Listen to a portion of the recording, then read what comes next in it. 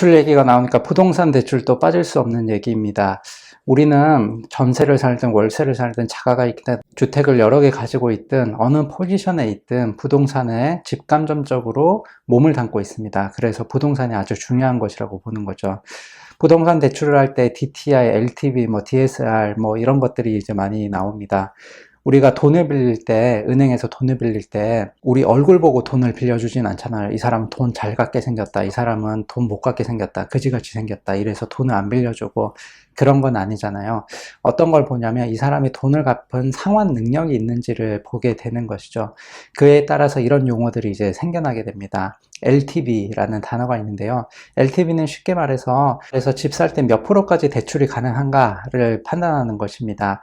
예를 들어서 LTV가 70%이고 집값이 1억이라면 1억의 70%인 7천만 원이 대출 가능하다는 것이죠. 그래서 LTV가 높을수록 대출률은 많아지고 LTV가 낮아질수록 대출받는 금액은 적어지겠죠. 두 번째로는 DTI입니다. DTI는 쉽게 말해서 네가 이 정도 월급을 버는데 이 정도 다 이자를 상환하고 원리금 상환하는데 쓸 건 아니잖아. 네 생활비도 써야 되고 이것저것 돈 들어가는데 냉정하게 판단해서 얼마 정도 갚을 수 있는 능력이 있는지 보자, 이겁니다. 예를 들어서 내 연봉이 1억이고 DTI가 40%라면 1년에 상환 금액을 4천만 원을 넘기면 안 된다는 것이죠, 현실적으로.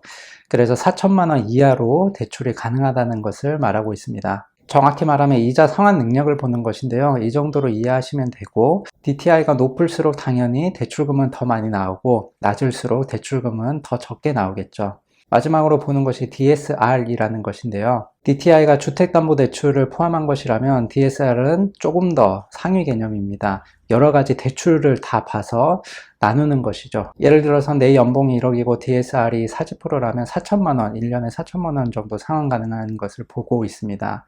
그런데 여기서 내 학자금이 또 따로 있고, 또 자동차 리스 비용도 따로 있고, 할부금도 따로 있고, 또 마이너스 통장까지 만들었네? 이러면 이런 것들을 다 까고 대출금을 선정해서 주는 것이죠. 그렇게 되면 다른 빚이 있다면 주택담보대출에 받을 수 있는 금액은 현저하게 줄어들게 되겠죠.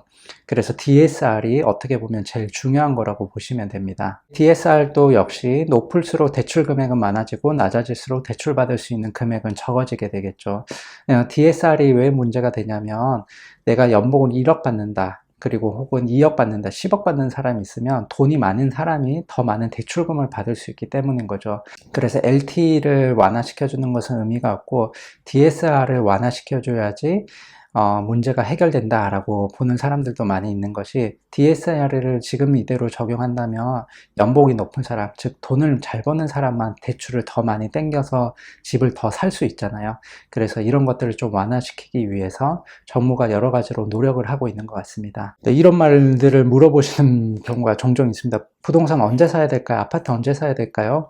라고 답하는 거는 부동산 고수의 하레비가 와도 답을 못 해줍니다. 그 답을 얘기하는 사람들은 다 사짜일 겁니다. 그 말들을 듣지 마시고, 다만 지금 부동산에 거품이 껴있는지 안 껴있는지를 판단할 수 있는 근거는 하나 있거든요. 그게 바로 PIR이라는 수치입니다. 가구 소득 대비 평균 주택가격 비율인데요. 쉽게 말해서 PIR이 10이라면 10년 동안 내가 월급을 하나도 쓰지 않고 모아야지 아파트 한 채를 살 수 있는 것을 말합니다. 그래서 PIR이 높으면 집을 사는 게 어렵다는 말이고, PIR이 낮으면 집을 사기가 어느 정도는 수월하다고 보는 것이죠.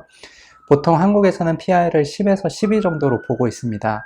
KB은행에서는 부자 보고서도 내지만 여러 가지 돈에 관한 지표들을 잘 내고 있습니다. 여기서 서울이나 또 지방의 PIR을 볼 수 있는데요. 서울의 PIR을 보면 지금은 14% 정도 되고 있습니다. 아까 말씀드린 대로 PIR은 10이나 12 정도가 적당하다고 보고 있는데요. 14면 거품이, 서울의 아파트 가격이 거품이 껴있다고 볼 수 있는 것이죠. 근데 다시 생각해보면 PIR이 14라고 하면 돈을 한 푼도 쓰지 않고 14년 정도를 모아야 되는 거잖아요. 우리는 한 푼도 안 쓰고 돈을 모을 수는 없는 거잖아요. 그래서 어떻게 보면 PIR에 나온 수치에 곱하기 2를 하셔야 됩니다. PIR이 10이라면 곱하기 2를 해서 내가 20년 동안 열심히 일을 해야지 아파트를 하나 장만할 수 있겠구나 라고 생각하시면 좋을 거죠. PIR이나 여러 가지 수치들이나 본인의 재정 상황에 맞춰서 부동산은 투자를 하시면 되는 것 같고요. 부동산의 바닥을 알 수 있을까요? 아까 말씀드린 대로 부동산 고세에 하레비가 와도 부동산 바닥은 알 수 없습니다. 주식의 바닥을 알 수 있을까요? 그것도 모릅니다. 알더라도 우리는 들어가지 못할 겁니다. 왜냐하면 마음이 쫄려가지고 더 내릴 것 같은데 하면서 더 기다리게 되는 것이죠. 그래서 적당한 때가 오고 또 적당한 시기가 오고 적당하게 내가 들어갈 만하다 하면 그때 판단해서 들어가시고요.